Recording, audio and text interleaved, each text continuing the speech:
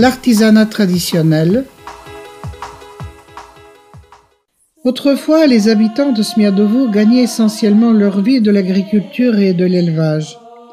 Petit à petit, l'artisanat se développait lui aussi, car le travail de la terre demandait des outils appropriés, des charrues, des haches, des pioches, des fers à cheval pour les animaux, des ustensiles et des récipients de cuisine, des métiers à tisser, d'autres meubles en bois ou en métal. Le vin vieillissait dans des tonneaux de bois, de chêne, fabriqués par des tonneliers. Les meuniers faisaient moudre le blé en farine pour qu'il y ait toujours du pain sur la table. Aujourd'hui, les articles et les outils faits à la main ont cédé leur place aux produits et appareils modernes. Cependant, Smiadovo garde encore les traces vivantes de certaines traditions artisanales. Le père Kurti est né dans une famille d'agriculteurs en 1922. Il raconte comment, à l'époque, il avait choisi sa profession de forgeron. Son oncle était sergent à Choumen et lors d'une visite chez sa sœur à Smiadovo, il arriva à persuader les parents de Kurti de l'envoyer faire des études pour acquérir une qualification professionnelle. Il leur disait l'agriculture c'est pas compliqué et en plus il y a les aléas naturels, la pluie, la sécheresse et la grêle.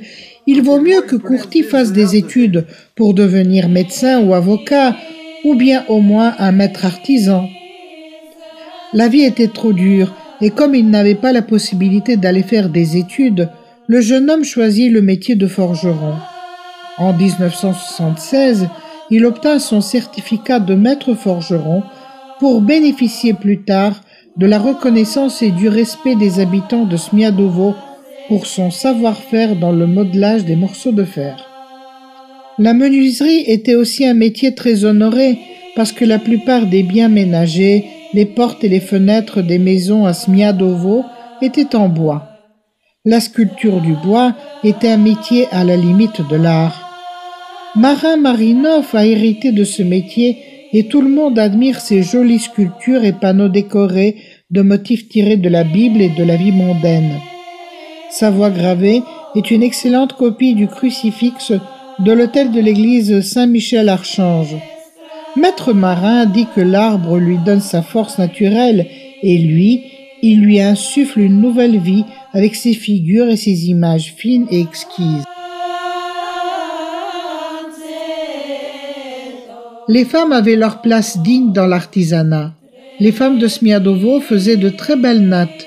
Elles choisissaient les tiges de maïs les plus solides et les plus claires pour le tissage de tapis de sparterie et métiers à tisser verticaux pour protéger la maison du froid et de l'humidité.